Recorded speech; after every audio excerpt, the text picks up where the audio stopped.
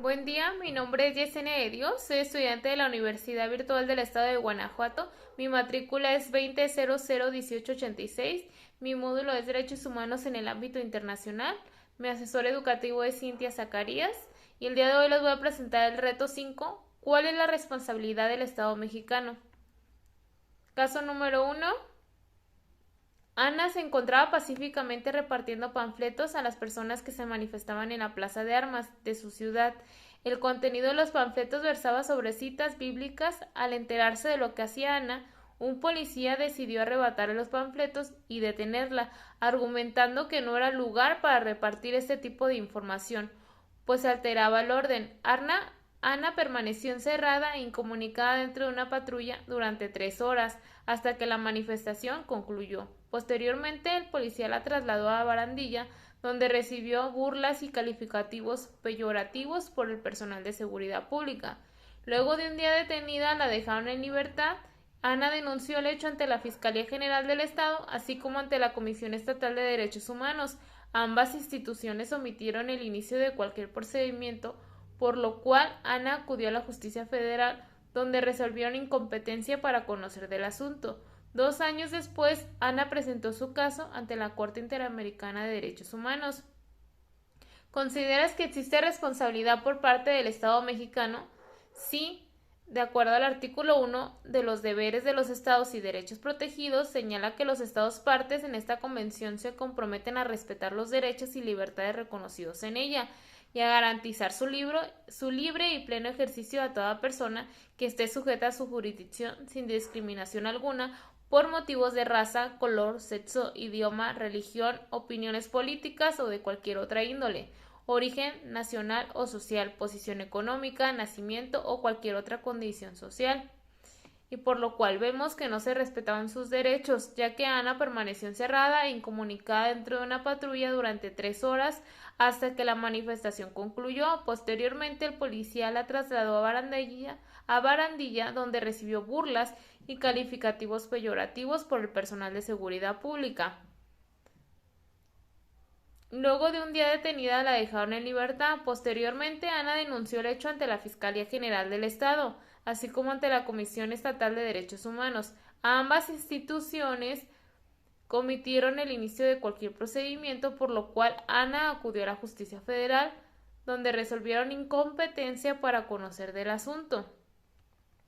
De acuerdo al artículo 7 de Derecho a la Libertad Personal de los Derechos Civiles y Políticos, menciona que nadie puede ser sometido a detención o encarcelamiento arbitrarios. Toda persona detenida o retenida debe ser llevada sin demora ante un juez u otro funcionario autorizado por la ley para ejercer funciones judiciales y tendrá derecho a ser juzgada dentro de un plazo razonable o a ser puesta en libertad sin perjuicio de que continúe el proceso. Su libertad podrá estar condicionada a garantías que aseguren su comparecencia en el juicio. Artículo 12. Libertad de conciencia y de religión.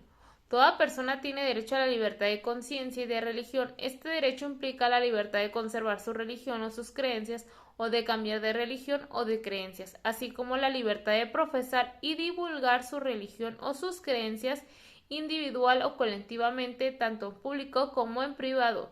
Nadie puede ser objeto de medidas restrictivas que puedan menoscabar la libertad de conservar su religión o sus creencias o de cambiar de religión o de creencias. Artículo 13. Libertad de pensamiento y de expresión. Toda persona tiene derecho a la libertad de pensamiento y de expresión. Este derecho comprende la libertad de buscar, recibir y difundir informaciones e ideas de toda índole, sin consideración de fronteras, ya sea oralmente, por escrito o en forma impresa o artística o por cualquier otro procedimiento de su elección. Artículo número 1 de la Declaración Americana de los Derechos y Deberes del Hombre. Todo ser humano tiene derecho a la vida, a la libertad y a la seguridad de su persona. Artículo 3. Derecho de libertad religiosa y de culto. Toda persona tiene el derecho de profesar libremente una creencia religiosa y de manifestarla y practicarla en público y en privado. Artículo 18. Derecho de justicia. Toda persona puede ocurrir a los tribunales para hacer valer sus derechos. Asimismo, debe disponer de un procedimiento sencillo y breve por el cual la justicia lo ampare contra actos de la autoridad que violen en perjuicio suyo, alguno de los derechos fundamentales consagrados constitucionalmente. Artículo 25 del derecho de protección contra la detención arbitraria. Nadie puede ser privado de su libertad, sino en los casos y según las formas establecidas por las leyes preexistentes. Nadie puede ser detenido por incumplimiento de obligaciones de carácter netamente civil. Todo individuo que se haya sido privado de su libertad tiene derecho a que el juez verifique sin demora la legalidad de la medida y a ser juzgado sin dilación injustificada o, de lo contrario, a ser puesto en libertad. Tiene derecho también a un tratamiento humano durante la privación de su libertad. Caso número 2. Durante la pandemia por COVID-19, el gobernador de una entidad federativa publicó un decreto por medio del cual se declaraba obligatorio el confinamiento en el domicilio particular de los habitantes en un horario de 6 horas a 9 horas. Asimismo, se preveía una multa de 1.500 a quien infringiera esta disposición. De no contar con recursos para el pago de la multa, el decreto previó serían 36 horas de arresto. Andrés, un hombre de 34 años de edad en situación de calle, caminaba por la avenida principal de la ciudad a las 8 horas, cuando un militar lo vio, lo detuvo y lo presentó a la Secretaría de Seguridad Pública, donde le fue exigido el pago de la multa. Andrés argumentó no tener casa habitación, familia ni dinero para pagar la multa. Como consecuencia, fue privado de la libertad durante 36 horas, boletinado con fotografía incluida en redes sociales como el primer detenido, un sinvergüenza capaz de negar a su familia, con tal de no pagar la multa. Derivado del anterior, fue localizado por una asociación civil y a través de la cual se planteó su caso en jurisdicción militar y ordinaria, hasta ponerse de conocimiento de la Corte Interamericana de Derechos Humanos. ¿Consideras que existe responsabilidad por parte del Estado mexicano? Sí, ya que Andrés fue boletinado con su fotografía incluida en redes sociales como el primer detenido, un sinvergüenza capaz de negar a su familia, con tal de no pagar la multa. Aquí vemos que en el artículo 11 de la Convención Americana de Derechos Humanos nos menciona que la protección de la honra y de la dignidad, toda persona tiene derecho al respeto de su honra y al reconocimiento de dignidad. Artículo 5 de la Declaración Americana de los Derechos y Deberes del Hombre. Derecho a la protección a la honra y a la reputación personal y la vida privada y familiar. Toda persona tiene derecho a la protección de la ley contra los ataques abusivos a su honra, a su reputación y a su vida privada y familiar. Artículo 5 de los derechos civiles y políticos.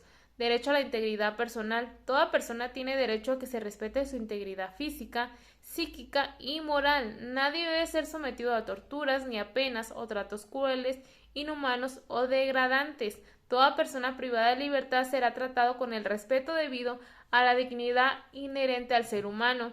Conclusión. En estos dos casos vimos que los derechos de Ana y Andrés no fueron respetados y fueron violentados, ya que se les discrimina a los dos y son objetos de burla.